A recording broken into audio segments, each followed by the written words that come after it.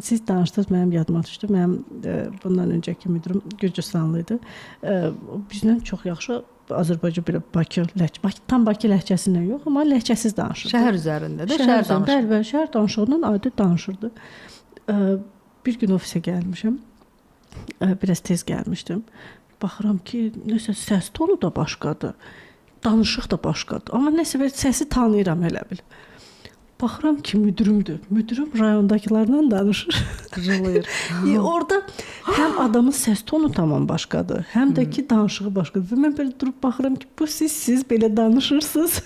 Yəni orada heç cür tanıya bilmədim ki, bir insan necə belə bu onun yaddaşına çökmüş bir danışıqdır əslində. O doğma bildiklərindən elə danışır. İnsan çox gözəl və mürəkkəb bir varlıqdır. Baxın, mən uşaq vaxtına məcbur olmuşam. Çünki ailəm Qarabağlı idi, biz evdə ləhcə ilə danışırdıq. Şəhərdə isə oxuyurdum şəhər məktəbində. Bu deyib, yaxında, burada biz böyümüşük. 31 nömrəli məktəbdə oxumuşam mən. Bu yuxarıdadır burada. 31 nömrəli məktəbdə də o vaxtda hamısı şəhər uşaqları. Kubinka, Sovetski, yəni bunların uşaqların içində sən Qarabağ ləhcəsində danışırsan, səni topa tutarlar, ələ salıb gülərlər.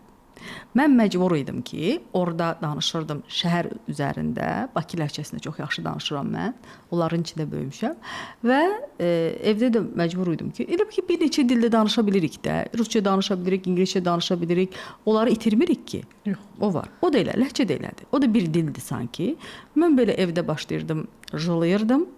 Gedirdim şəhər gələcəm, gedəcəm. Amma belə rahat şəhər ləhcəsində danışırdım. Yəni eləyə bilərsiniz. Olur.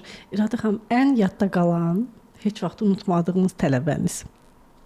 Mən demək olar ki, dünən yox sırağa günü, Səlmanın dünəni deyirlər. Bir tələbəmə yazdım, sertifikat verdim. Hamı sertifikat verir də. Onu da blogerdir. Özü ilə bir xanım gətirib ki, çəksin. Allah haqqı inanmazsınız. Mən qol çəkirəm. O orada ağlayır, mən burada ağlayıram. Məndə tələbələrin böyük əksəriyyəti ilə mən elə belə dərs keçmirəm. Mən adamı o dəri köynəyimdən keçirdirəm. Mən onu içimdən keçirdirəm. Onun səsini dəyişirəm, onun ruhunu dəyişirəm, enerjisini dəyişirəm bu adamın. Məsələn, adını dəyişmişəm o qızın. Necə adını dəyişmişəm? Adı Aytəkin idi, uzun belə adı idi. Mən o adı deyə bilmirdim ona. Olub belə adamlar. Mən çox adam adını bilmirəm. Mən Mətanət İskəndərliyə öz beynimdə yeganə deyirəm. Onu özüm ad qoymuşam. Məndə belə şeylər var. O qıza da Aytəkin deyə bilmirəm. Deyirəm ki, sən adın heç dilimə yatmır. Kaş sənin adın başqa olardı. Bir də gördüm ki, bu dedi ki, mənə deyir, belə qızlar elə öz aramızda ada deyirlər. Belə dedim, ada, nə qəşəng səslənir. Gəl sənin adına elə ada qoyaq. Mən sən ada deyəcəm. Yox, deyir, böyle aramızda deyirik. Dedim, yox. Bunu gedir adını da dəyişəcək. Yəni demək istədiyim nədir? Yəni adını da təzdən düzəltdik, brendini də düzəltdik. Yəni elə belə yanaşmıram da, gəldi, sağ ol.